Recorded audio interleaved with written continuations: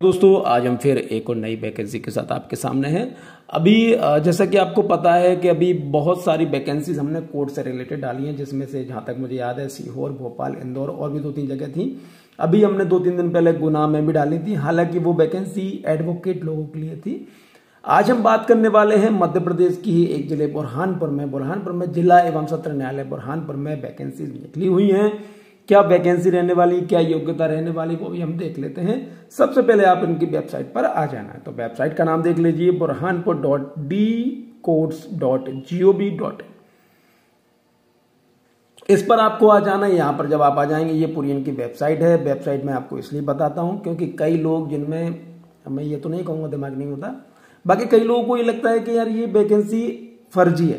तो भाई आप सबसे अच्छा ये, किसी की भी वैकेंसी है, वो किसी की भी हो, कोई भी व्यक्ति हो, सबसे अच्छी बात है कि उस वेबसाइट पर चले जाओ। मान लो मैं आपसे कह रहा हूं कि साहब ये वैकेंसी है, कोई दिक्कत नहीं है, वेबसाइट पे जाओ। जो भी कोई व्यक्ति कह रहा है सबसे अच्छा काम है वेबसाइट पे जाओ, एक चीज। दूसरी चीज, वेबसाइट पे जब वो कह रहा है तभी जाओ। कई बार क्या होता है कि जैसे अभी हमने वैकेंसी डाली थी डिस्ट्रिक्ट कोऑर्डिनेटर और ब्लॉक कोऑर्डिनेटर की सेड मैप के माध्यम से, उसमें दिक्कत क्या है कि जैसे ही वो वैकेंसी भरती है, यानी जैसे ही उनके पास आवेदन आते हैं, वो वैकेंसी को हटा देते हैं। इसलिए आपसे कहा जाता है कि आप अपडेट रहिए। आप क्या होता है, कई बार वैकेंसी देखते हैं 1 महीने बाद, अब 1 महीने बाद वो वैकेंसी नहीं है। हो सकता है जैसे मान लीजिए अभी इसमें कोई जो नोटिफिकेशन आ रहा है, 1 महीने बाद वो नोटिफिकेशन नहीं आया, तो आपको क्या लगेगा, नहीं यार ये गलत है। गलत नहीं होता, आप उस चीज को देख लीजिए। इसलिए मैंने सबसे पहले शुरुआत यही की है, सबसे पहले वेबसाइट दिखाता हूं। लोग बाद में दिखाते हैं, मैं पहले दिखा देता हूं। जिला एवं सत्र न्यायालय बुरहानपुर, यहां पर आप आएंगे, नोटिस पर आप जाएंगे, रिक्रूटमेंट पर आपको जाना है। जैसे हम यहां पर जाएंगे, ये देखिए आपके सामने ओपन हो गया, LADCS office staff recruitment DLSA Burhanpur. Description, LADCS office staff recruitment DLSA 20/2/2025 की शुरुआत है। 12/3/2025 तक ये आवेदन कर सकते हैं। यहां पर आप क्लिक करेंगे तो पूरा इसका जो नोटिफिकेशन है वो डाउनलोड हो जाएगा। चलिए हम क्लिक कर देते हैं तो हमारे सामने ये ओपन हो जाएगा। चलिए हम देख लेते हैं कि क्या रहने वाला है इसमें। कार्यालय जिला विधिक सेवा प्राधिकरण बुरहानपुर मध्य प्रदेश। ये मैं नहीं पढ़ रहा हूं क्योंकि यही की ये चीज पूरी नीचे दी हुई है। हालांकि आप यहां पे एड्रेस देख सकते हैं कि श्रीमान सचिव जिला विधिक सेवा प्राधिकरण बुरहानपुर को संबोधित करते हुए पता ADR भवन, जिला विधिक सेवा प्राधिकरण, जिला न्यायालय परिसर, ग्राम मोहम्मदपुरा बुरहानपुर, पिन 450331 ये रहेगा। पर स्वयं उपस्थित होकर अथवा रजिस्टर्ड डाक के माध्यम से प्रस्तुत कर सकते हैं। विस्तृत जानकारी की विज्ञापन जिला न्यायालय की आधिकारिक वेबसाइट पर उपलब्ध है, जो भी हम पढ़ेंगे, जिसे उक्त वेबसाइट से डाउनलोड कर प्राप्त किया जा सकता है। चलो तो अभी हम पढ़ लेते हैं इसको। कार्यालय जिला विधिक सेवा प्राधिकरण बुरहानपुर मध्य प्रदेश, भर्ती विज्ञापन है। राष्ट्रीय विधिक सेवा प्राधिकरण नई दिल्ली की संशोधित legal and defence council scheme 2022 अंतर्गत लागू नियम एवं शर्तें, वेतन, मानदेय पर जिला विधिक सेवा प्राधिकरण जिला न्यायालय बुरहानपुर में संचालित कार्यालय लीगल एंड डिफेंस काउंसिल अंतर्गत मुख्यालय बुरहानपुर, ऑफिस असिस्टेंट क्लर्क के एक पद की मासिक वेतनमान 15,000 रहेगा। ऑफिस प्यून के एक पद मासिक वेतनमान 10,000 रुपए रहेगा। 1 वर्ष की संविदा के आधार पर निर्धारित प्रपत्र में योग्य एवं पात्र इच्छुक उम्मीदवारों से ऑफलाइन माध्यम से आवेदन आमंत्रित किए जाते हैं। ऑफलाइन आवेदन है, 2 वैकेंसी हैं, ऑफिस असिस्टेंट की है और ऑफिस प्यून की है। ऑफिस असिस्टेंट के लिए 15,000, ऑफिस प्यून के लिए 10,000 रुपए। आवेदन करने की प्रारंभ तिथि 12 फरवरी है। आवेदन करने की अंतिम तिथि 12 मार्च है, 20 फरवरी है, यहाँ पर 12 मार्च है। आवेदन पत्रों की छटनी व अनहर अभ्यर्थी की सूची जारी करने की तिथि 24 मार्च है, सोमवार। अनुवीक्षण स्क्रीनिंग साक्षात्कार दिनांक बाद में अधिसूचित किया जाएगा। अब ऑफिस असिस्टेंट क्लर्क के लिए एक वैकेंसी 15,000, यहाँ पे देख लीजिए न्यूनतम योग्यता, मान्यता प्राप्त संस्था से स्नातक की उपाधि, आवेदक CPCD के वेतन प्रमाण पत्र का धारक, अभिलेख के संतान उसकी प्रोसेसिंग का ज्ञान, मौके को लिखित संसूचना की उत्कृष्ट योग्यता, सामान्य वर्ड प्रोसेसिंग स्किल एवं कंप्यूटर संचालित करते उसमें डाटा की एंट्री की जाने तो आवश्यक स्किल, आवेदकों याचिकाओं की समुचित सेटिंग के साथ वर्ड पर 40 वर्ड पर मिनट की typing speed, email, telephone, fax, अन्य टेली कम्युनिकेशन सिस्टम में कार्य करने की योग्यता। ऑफिस प्यून 8वीं कक्षा मान्यता प्राप्त बोर्ड, केंद्रीय वित्त संस्कार, राज्य सरकार, सक्षम प्राधिकार मान्यता प्राप्त विद्यालय से उत्तीर्ण, 8वीं पास चाहिए, सिंपल सी बात है।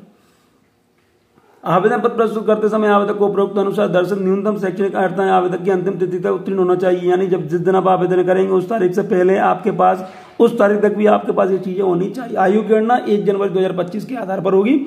18 वर्ष की आयु पूर्ण होनी चाहिए। ऑफिस असिस्टेंट के लिए आवेदक जिला विधिक सेवा प्राधिकरण न्यायिक विभाग के सेवानिवृत्त कर्मचारी गण होने की स्थिति अधिकतम आयु 65 वर्ष की होगी तथा ऑफिस पियून के लिए आयु सीमा अधिकतम 40 वर्ष की होगी। आवेदन पत्र भरने के निर्देश और विधि किस तरह से भरना है, जो हमने एड्रेस दिखाया था पहले, आपको उस एड्रेस पर ही जाना और यहाँ पर स्कैन भी दिया हुआ है और यहाँ पर ये लिंक दी हुई है, इसके माध्यम से भी आप डाउनलोड कर सकते हैं। यहाँ पर नीचे दिया हुआ है, बता दूंगा मैं आपको। तो वो चीजें 12/3/2025 तक 5 बजे से पहले आपको स्वयं या वेस्टर्न डाक के द्वारा आप भेज सकते हैं। आवेदन पत्र के साथ किसी प्रकार कोई शुल्क दे नहीं है, फ्री है, ठीक है। चलो और इन चीजों को देख लीजिए, आप एक बार समझ लीजिए। चयन एवं अभ्यर्थी के संबंध में अन्य आवश्यक अर्हता एवं जानकारी यहाँ पर देख लीजिए, क्या दिया हुआ है क्या नहीं दिया, वो भी आप यहाँ पर देख लीजिए। अब हम आगे बढ़ते हैं, और क्योंकि ये चीज आपको पढ़ना पड़ेगा, समझना पड़ेगा, कहीं कोई दिक्कत आती है पढ़ने के बाद। चयन प्रक्रिया इस तरह से रहेगी। सूचना के अधिकार के तहत जानकारी किस तरह से होगी वो आप देख लीजिए। चलिए अब हम आते हैं ऑफिस असिस्टेंट पद हेतु आवेदन पत्र पर। ये कार्यालय उपयोग के लिए यहाँ पे आपका फोटो जाएगा।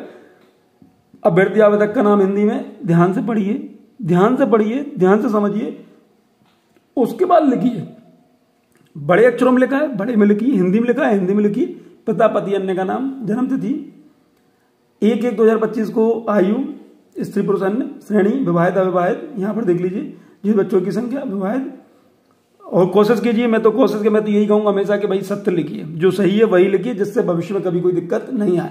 रोजगार कार्यालय पंजीयन क्रमांक, स्थायी निवासी का पता, पूर्व कार्य सेवानुभव, विशेष योग्यता विवरण, आधार संख्या, स्वप्रमाण प्रति, यहाँ पर जहां जहां लिखा है वहां पर स्वप्रमाण सत्यापन प्रति संलग्न करना है।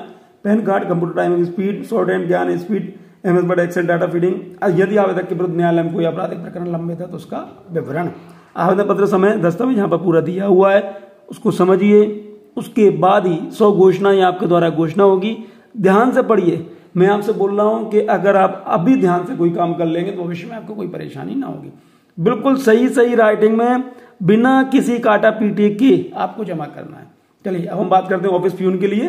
तो यहाँ पर जो चीज उसमें दी हुई थी लगभग वो चीज इसमें है, और आप इसको भी भरकर आपको जमा कर देना है। 100 घोषणा में देख लीजिए, मैं प्रमाणित करती हूँ कि इस आवेदन मेरे द्वारा दी गई विवरणी मेरी जानकारी विश्वास के अनुसार सही है। यह भी प्रमाणित किया जाता है कि ना मेरे विरुद्ध कोई आपराधिक बात लंबित है। आपराधिक बात लंबित होने की दशा में उसके संबंध में आवेदन पर दी गई जानकारी, और ना मुझे किसी न्यायालय द्वारा दंडित किया गया और ना ही किसी नैतिक दुराचार से संबंधित किसी बात से संलिप्त या संबंधित। तो मैं अवगत हूं कि मेरे द्वारा उपयुक्त किसी भी सूचना की गलत पाए जाने पर, देख लीजिए लिखा हुआ है, गलत पाए जाने पर मेरी अभ्यर्थियां चयन के किसी भी स्तर पर रद्द की जा सकती हैं, और मेरे द्वारा साक्षात्कार के समय अपने दस्तावेजों को मूल प्रति लेकर उपस्थित नहीं होने की दशा में मुझे साक्षात्कार उपस्थित होने प्रतिबंधित किया जा सकता है। देखो मैं एक चीज बता देता हूं, हो सकता है कि गलत जानकारी देकर आप अभी जॉब कर लें, लेकिन जब आपको जॉब करते करते एक समय बीत जाता है ना, उसके बाद किसी कारण से, किसी गलती कारण जब आपको हटाया जाता है, बहुत दुख होता है। ऐसी गलती मत करिए, मेरे हिसाब से तो मत करिए, क्योंकि ऐसे मैं कई लोगों को जानता हूं जो बाद में हटे हैं। कई बार अखबार में आता है कि भैया इसने जॉब ले ली थी, कई बार दिव्यांग के उसमें ले ली थी, किसी दूसरी चीज में ले ली थी। अब वो हटने तो सोचिए क्या स्थिति होती है। मान लीजिए आप हट रहे हैं कब, 40, 45, 50 की उम्र में, अब कोई नया जॉब भी नहीं कर सकते। थोड़ा सा दिमाग लगाइए, सही बोलिए। मेरे द्वारा साक्षात्कार के समय दस्तावेज मूल प्रति उपस्थित न होने पर मैं यह भी जानती हूँ गलत या सत्य सूचना के आधार पर इन नियमों के अंतर्गत मेरी नियुक्ति होती है। ये देख लीजिए, मेरी नियुक्ति मान लो गलत जानकारी की वजह से हो भी गई तो मेरी नियुक्ति समाप्त रद्द कर दी जाएगी और मेरे विरुद्ध आपराधिक दंड कानूनों के तहत अभियोजन की प्रक्रिया प्रारंभ की जा सकती है। स्थान, दिनांक, संलग्न किया दस्तावेजों का विवरण पूरा जाएगा। हस्ताक्षर, नाम, mobile number, email ID. Mobile number और ईमेल आईडी बिल्कुल मत बदलिए जब तक ये वैकेंसी पूरी नहीं हो जाती तब तक। निम्नलिखित QR कोड के माध्यम से फॉर्म में विज्ञप्ति प्राप्त की जा सकती है। ये QR कोड है, देख लीजिए, ये QR कोड है। इसके माध्यम से भी आप वैकेंसी वगैरह ये सब चीजें देख सकते हैं। चलिए बहुत बहुत धन्यवाद, थैंक यू।